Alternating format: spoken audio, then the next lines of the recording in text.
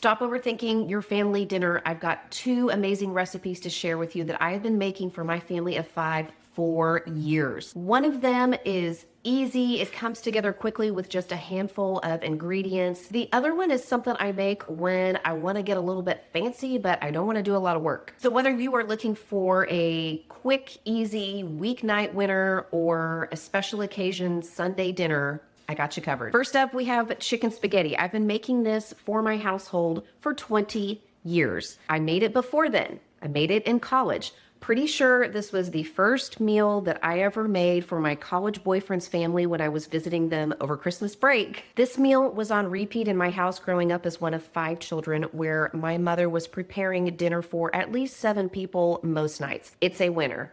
Trust me. If it's been a while since they've seen it on our menu, my kids will ask me for this. And believe me, they would not do that if they didn't like it. They have no qualms telling me when I have made something that they don't want to see on the menu again. Sometimes it doesn't matter though, because I'm still in charge and I make the dinner decisions and they can deal with it. I decide!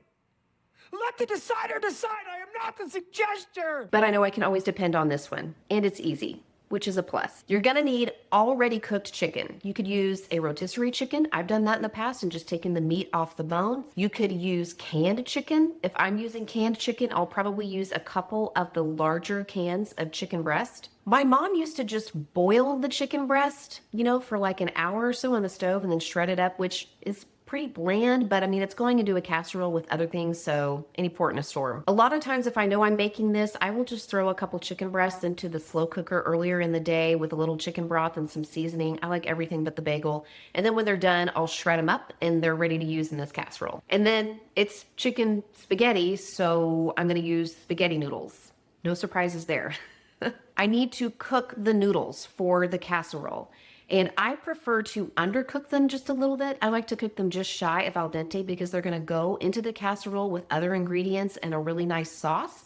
They'll have an opportunity to finish cooking and maybe soak up some of the flavors from the sauces and the seasoning. Cream of chicken soup or cream of mushroom if you want, or a different kind of cream soup. You're gonna need 2 cans plus 1 can's worth, which is 10 ounces or 1 1/4 cups of milk. I prefer to make my own cream soups when recipes call for them, and my own super easy way to do this is to take 3/4 of a cup of milk, 3/4 of a cup of water, 1 to 2 teaspoons of bouillon. I'm using chicken bouillon, and then 3 tablespoons of cornstarch. I stir that all together in a pan while it's cold and then heat it up over medium heat, continuing to stir it and whisk it until it starts to thicken up. Since I need 2 cans worth for this recipe, I'm gonna double it. And because my cream soup is a little bit thinner than what comes out of the can, I don't need to use the milk, the additional milk, because it's already in my cream soup. Cheese. You're probably gonna want at least 2 cups. That is an 8-ounce block that you shred yourself or an 8-ounce bag that is pre-shredded. Highly recommend getting the block and shredding it yourself, but if you have to use the pre-shredded stuff, it'll probably be okay. It just won't be quite as creamy. I use cheddar cheese, preferably sharp or medium. I don't use the mild stuff because I don't think it's that flavorful, and then what's the point? Doesn't matter. It's moo.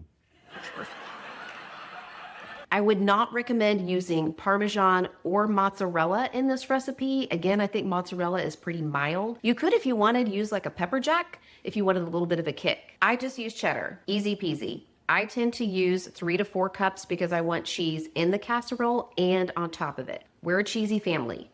Cheese is life. Once I have all my ingredients ready, I just mix them all together, pour them into a 9x13 casserole dish, cover it with foil, and bake it at 350 until it's heated through. It usually takes about 25 to 30 minutes. I have also just mixed all of the ingredients together in the casserole dish and then covered it and put it in the refrigerator until I'm ready to bake it later on. I gotta be honest, I don't know if I've ever tried freezing this casserole. It might work, but it's always the best when I just make it up at dinner time and pop it into the oven right away. One thing about this casserole, especially if you're trying to feed a crowd or a lot of hungry, athletic, activity-involved teenagers, is that it makes a lot and it reheats beautifully for the next couple of days. So eat your leftovers. Don't be a whiner. Eat your leftovers. Get your money's worth out of the food that you're buying. I might catch some flack for this, but I really think that canned green beans are an unsung hero of the family dinner. I will eat these. My kids will eat these. Everybody will eat this vegetable. Even when my kids were little, I could just open up this can and plop a few of them down on their little high chair tray and they would gobble these up. Now I just heat them up on the stove, plop them on the plate with a little salt and pepper. They don't need to be fancy. They just need to be a vegetable that provides a little bit of fiber, maybe a few micronutrients. I don't overthink it. I just heat them up and we eat them. Done. Now, if you wanted to experiment a little bit, you could probably add like some diced canned tomatoes or green chilies. You could top it with a little bacon, or those crispy onions are really good. This is just the basic standard version that I make all the time. Now, where cost is concerned, so much depends. I mean, it's going to cost less if you're using a clearance rotisserie chicken you got in the deli for $3 versus like organic air chilled chicken breast that you cooked up. I calculated the cost of this meal this time that I made it, and including the 2 cans of green beans that we ate, it came out to just over $15, which is not just reasonable. I think that's pretty fantastic in 2026, considering it fed my family of 5 a complete meal where several people had seconds, and we still had 2 to 3 servings of leftovers for lunches the following day. Now, if you want a little dressier version of a chicken pasta, maybe something to impress or something to celebrate, a family milestone, then I'm going to share with you a great and very easy chicken fettuccine recipe. But before we dive into that, I want to thank today's sponsor, Fabric by Gerber Life. I keep saying I'm just a regular mom out here in the middle years. I mean, I'm not new to this. I've been homemaking for almost 20 years now. My kids are teenagers. But just because my kids are teenagers doesn't mean that they need me any less. In fact, I think they need me just as much as they did when they were babies and toddlers. Our oldest child just started driving. She'll be heading off to college in a couple of years. We have 2 more who are right behind her. It's difficult enough to think about them navigating those years without me or my husband, without adding the additional strain of financial insecurity. And that's actually something I can prevent. I can't always prevent the unexpected things that life throws at us, but I can plan for and prepare for them in the event that the unthinkable actually does happen. Fabric by Gerber Life is term life insurance you can get done today. It is made for busy parents like you and me. It's all online on your schedule. You could be covered in under 10 minutes with no health exam required, right from your couch. They have flexible, high-quality policies that can fit your family and your budget. They have over 1,900 5-star reviews on Trustpilot, and they have a 30-day money-back guarantee, and you can cancel at any time, which really makes you feel good about giving it a try. They also offer free wills and tools to invest in your kids' future, plus more that you can manage right from your own phone. No matter where you are in your parenting journey right now, whether it's at the beginning with babies and toddlers or in the middle like me with teenagers, you can join the thousands of parents who trust Fabric to protect their family. Apply today in just minutes at meetfabric.com/cmindymom. That's meetfabric.com/cmindymom, meetfabric.com/cmindymom. And thank you again to Fabric for offering a little peace of mind during these chaotic family years and for sponsoring today's video. Okay, time for some chicken fettuccine. The Alfredo sauce, I'm going to show you how to make very easy. I think it's just like 4 or 5 ingredients. I've been making this one for over 20 years too because it's actually coming from my sister. She started making her Alfredo this way when I was in college, so before I even met my husband, and it's been a winner ever since. I really think this is one of those meals you can make when you want to impress,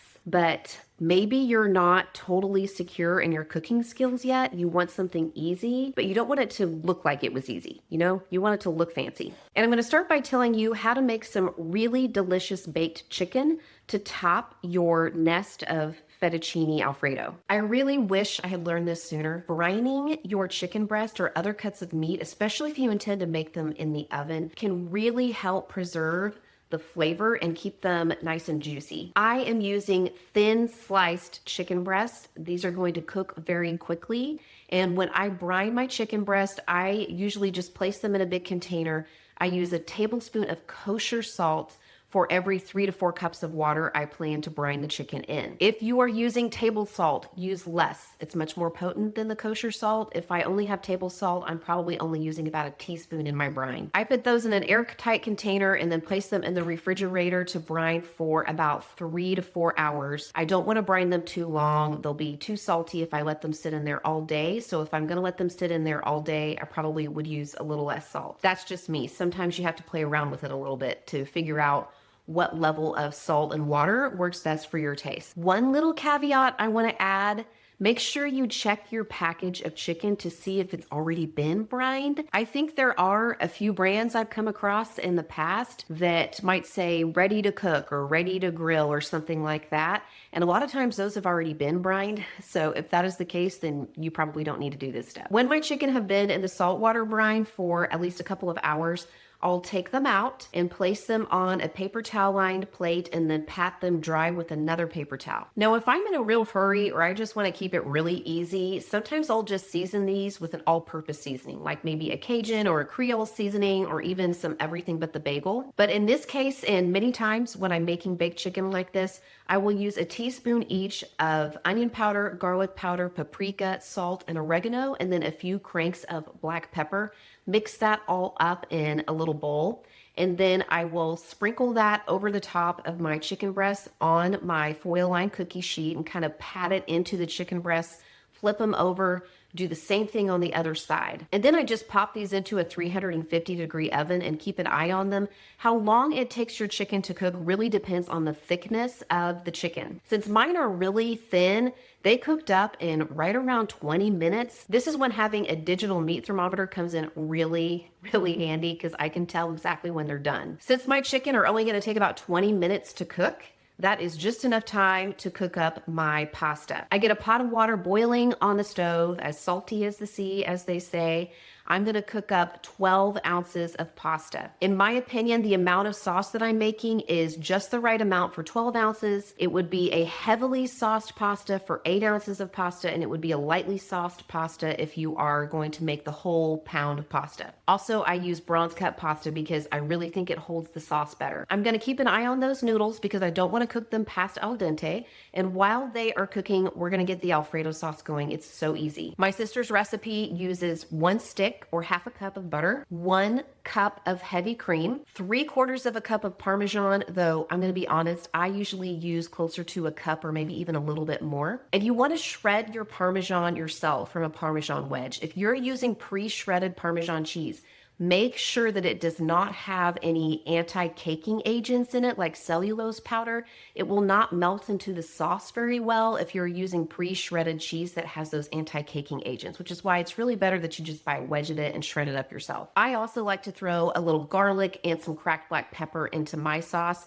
So once the butter has melted, I throw in some minced garlic and let that get fragrant for about a minute or so before I add my heavy cream. I let that heat up for just a minute or so. You're gonna wanna stir it so that the milk product doesn't burn. And then I add in my Parmesan cheese and a few cracks of black pepper in there somewhere. I'm gonna stir this over low heat. You wanna make sure that you don't have the heat up too high, and you wanna stay with it and keep stirring it, because if you walk away, it doesn't take but a minute or two at too high a heat setting for this to burn to the bottom of the pan. Once the cheese is melted, then you're ready to throw your pasta in with the sauce and give it a toss. Now, if I want to get fancy with green beans, I will usually cook up whole green beans, like the long skinny ones. You can buy them fresh from the produce section. You can buy them in the freezer section at a lot of stores. And honestly, I usually just cook these up in the microwave, but I know some people don't like that. If you want to cook them up on the stove, you can. If I'm cooking them on the stove, I'm usually putting them in a big pot of water, bringing it to a boil,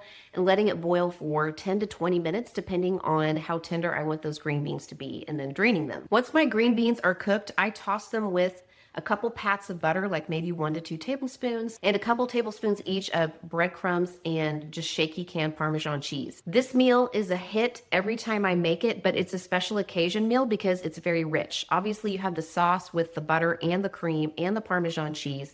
That's actually why I typically will make the meat leaner, like a chicken breast, instead of doing something like a steak or a pork chop or a chicken thigh. And again, this is something we only eat once in a while as like a special Sunday supper or maybe a birthday birthday dinner. It does involve, a little more work than the casserole. It comes together in right around 30 minutes or so, if you're not counting the time it takes for the chicken to brine. And you do have to kind of keep a few plates spinning in your kitchen while you're doing that. But again, it's one that I have kept in my repertoire for so many years and really feels like a special meal when I make it for my family. The only thing I will say against this fettuccine alfredo recipe is that unlike the chicken spaghetti casserole, I don't think it reheats very well. If you've ever brought home leftover alfredo from a restaurant, you might notice when you reheat it that like there's a pool of butter at the bottom of the bowl because the butter will kind of separate out from it when it's chilled. So if you're making this, you want to try to time it so that you're ready to serve it right when it's finished. And I mean, we'll still eat it leftover. We still heat it up and eat it. It's still delicious. It's just not quite the same reheated as when it's like piping hot, fresh off the stove. You just made it. So there you have it, a weeknight winner and a Sunday dinner to put in your family meal repertoire. I hope that that is helpful and gives you some inspiration. Thank you again to Fabric by Gerber Life for sponsoring today's video, and I will see you in the next one.